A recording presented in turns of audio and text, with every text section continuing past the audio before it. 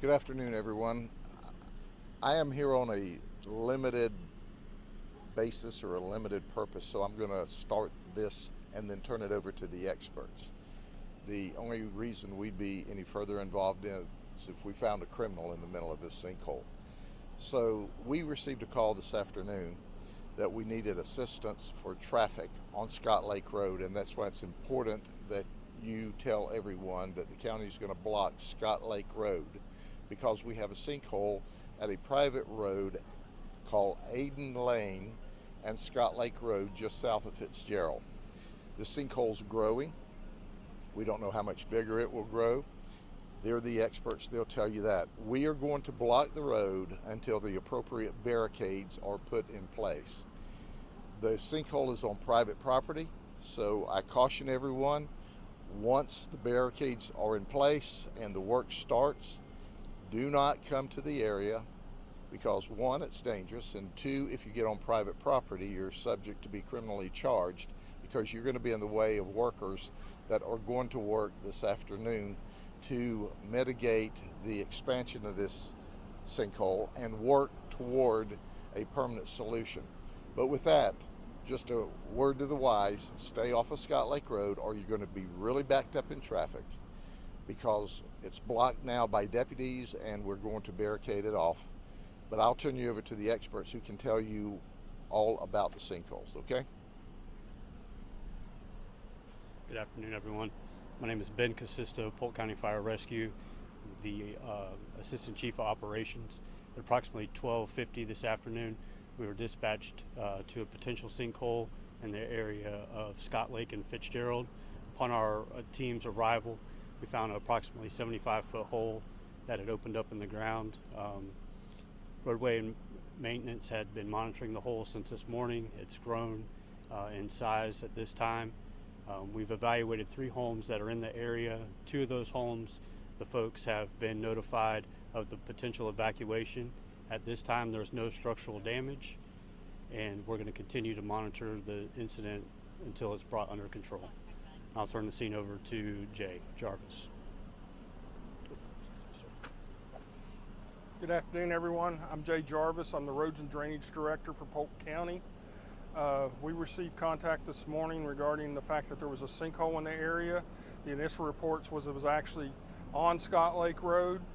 Staff came out, looked at that, determined it was not in the roadway but off the roadway associated with a private development. We then got some information from the Water Management District about if they were investigating the sinkhole. They are investigating the sinkhole, and then we then determined that at this time it wasn't a threat to the roadway. This afternoon we started getting more phone calls that the Sheriff's Office and Fire Rescue had been contacted, and so we came back out this afternoon. It was then determined that the sinkhole had grown to some extent. The cracking around the top of the sinkhole had moved closer. At this time, it's not currently a threat to the roadway, but because of the traffic running the roadway and what vibration can do to a sinkhole and cause it to collapse further, we did agree that we would close the road down. And as Sheriff Judd said, that's what we're doing. We will continue it closed pretty much until we feel that it's stabilized. We'll continue to monitor the area. If there is an immediate threat to the roadway, then further action will be taken by the county. But because it is on private property at this time, the operation is kind of being handled by the property owner, the developer, and their engineer. And so they're working to address it. And so like I said, if it becomes a further issue, then the county may get involved with regards to assisting with that if it's a definite threat to the roadway or the roadway starts to look like it may have some failures to it. Jay, can you speak to what they're thinking created the sinkhole, started this whole thing? Well, there's many things that cause sinkholes. Some of them we don't completely understand. Usually it has to do with something with weather changes. Typically there's a lot of rain and it dry, those types of things.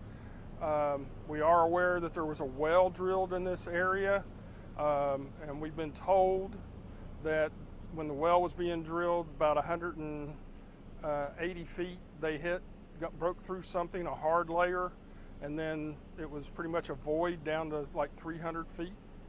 And so what the assumption is, and then they said they started seeing depression start to occur, and that we assume that those two are somehow connected, and basically created the void that then allowed the material above it to basically start breaking through that confining layer, and that's what's occurring. That's typically what a sinkhole is. It's just somehow there's a fracture of some sort in a confining layer that allows material to go through it, and then it basically continues to go through until it stabilizes itself or until something's done to basically stabilize it. Piercing the limestone basically and allowing the material to flow. Yeah, some confining layer. Where there was lime rock at that time, I'm not sure, but that's pretty typical. There's a lime rock layer. What company was drilling that well? I do not know, because they were hired by the private developer. It was a well for their development. Well, and you guys said this road is going to be closed until those proper blockades are in place. Do you have an estimate as to how long that will take? It really depends how we feel about once they start stabilizing the area. If we feel it's been stabilized to the point that we're not concerned about further depression occurring, then we'll probably open the road up at that time, but I can't give you a time frame. When you say stabilize the area, can you talk about what that typically entails? Well, what they're proposing to do right now to try to prevent the hole from opening up anymore is basically start backfilling the hole as it exists to try to stabilize those sides so they don't continue to slough off. Typically for a sinkhole, the ultimate fix is you have to grout the void to basically create a hard, almost like a concrete column underneath that to close that off, and then you can backfill on top of that to seal it up, and that's typically the process. But they'll have to have a geotechnical consulting firm that deals with those types of things come in and address that. Jay, any concerns about the drinking water, what's going into the aquifer in this area? Not at this time. We haven't heard anything from any of the property owners about their concerns of any drinking water from wells in the area. How fast is it growing? Is it growing like faster than normal, or is it at a normal pace? Or? I don't know what the normal pace is of a sinkhole to develop. It's kind of dependent upon the circumstances that are occurring relative to the groundwater movement, the vibrations in the area. Those types of things are typically what cause it to continue. And then as things settle even underneath the ground, it creates another area for stuff to come down and through, and that'll typically open some things up. So there's the potential. Once again, there's no hard, fast rule as far as how quickly these happen or open up and get to their maximum or not. What does this mean for the residents that are in this subdivision? Is there another way for them to leave? Yes. There's nobody that I'm aware of in the new subdivision that was built. There's a couple of property owners further up the hill, and they will have access. And then the ones on the other side of what we know as the Scott Lake outfall, they have access to Fitzgerald Road, which will remain open. Is there concern for the safety of the people in the homes that are backed up right against the sinkhole? They have, I think Fire Rescue reached out, and the building division has gone by and notified those residents of what's going on. And that's up to the individual if they want to leave their home or not leave their home, but they have been notified that there is a sinkhole immediately adjacent. How much closer does it have to get before it's like mandatory they have to get out? I don't know what the requirements are relative to what the building division says and what the immediate threat is. So that's something I can't answer. The backfill operation, is that starting immediately, overnight? What's the time frame? They are working to get the equipment and material here currently, and then it will basically probably last until dark, and then tomorrow morning they'll continue on if they don't complete it today. So Scott Lake will be closed at least until midday tomorrow? I would say at least until sometime tomorrow at the earliest. Okay, thank you. That's all the time we have. We will be providing full footage for you guys if you like that. We'll have a link to a Dropbox with some footage and photographs. That's all we have this time. Can you say the size of the hole? I heard 75 feet wide. Do you know how deep it is? Any guesstimate? When they punched through at 180, they went to 300 according to what they told us. So it appears that we've got at least a 120-foot cavern, and then you have the width of it, and it's still active. But the county is on this and monitoring it every second, and certainly if they need us back out here, will show back up, but we have an active sinkhole at this point. Okay? Thank y'all.